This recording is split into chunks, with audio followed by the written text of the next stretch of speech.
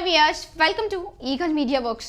మన కోర్టులు కొన్నిసార్లు క్లిష్టమైన తీర్పులు ఇస్తుంటాయి. తాజాగా సుప్రీంకోర్టు విడాకులకు సంబంధించి ఇచ్చిన తీర్పులో భార్య గనక వేరే కాపురం పెట్టాలని పట్టుబడితే భర్త విడాకులు ఇచ్చేయవచ్చునని తీర్పు చెప్పింది.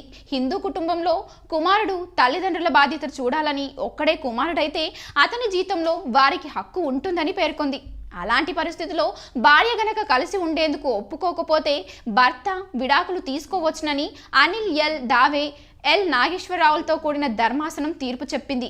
భర్త ఆదాయమంతా తామే అనుభవించాలని కోరడం హిందూ నైతిక సూత్రాలకు విరుద్ధమని పేర్కొంది. మరి ముఖ్యంగా ఒకే కొడుకైతే తప్పక తల్లిదండ్రులు బాధ్యత చూడాలనడం వరకు బాగుంది. కలిసి ఉండాలని కూడా కోరుకోవచ్చు. కానీ ఆ సాకుతో విడాకులు మంజూరు చేస్తే చాలా సమస్యలు ఉత్పన్నమవుతాయి. పైగా ఇది భార్యకే వర్తించడం కూడా మరో సమస్య. ఒకవేళ ఆ కొడుక్కే విడిపోదామని అనుకుంటే అతనికి కూడా విడాకులు ఇవ్వచ్చా? తల్లిదండ్రుల బాధ్యత అమ్మాయిలకు ఉండదా? దేశంలో కామన్ సివిల్ కోడ్ గురించి తరచూ వాదించేవారు అవిభక్త హిందూ కుటుంబం అన్నది కూడా మత ప్రాతిపాదికనే నడుస్తుందని, దాని చాటున సహస్ర కోటీశ్వరులు కావలసినంత దోచేసుకోగలుగుతున్నారని మర్చిపోతుంటారు. ఇక్కడ ఈ తీర్పులో కూడా కేవలం భార్యకు మాత్రమే విడాకులిచ్చి పంపేయాలనడం ఎలా సమర్థనీయమవుతుంది?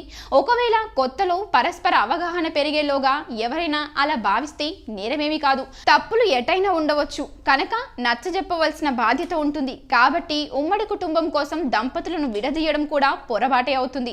తీర్పు వివరాలు, తదుపరి పరిణామాలు చూడవలసిందే. సో ఈ వీడియో మీకు నచ్చినట్లయితే లైక్ చేయండి, షేర్ చేయండి, కామెంట్ చేయండి అండ్ సబ్స్క్రైబ్ చేయండి. Thanks for watching.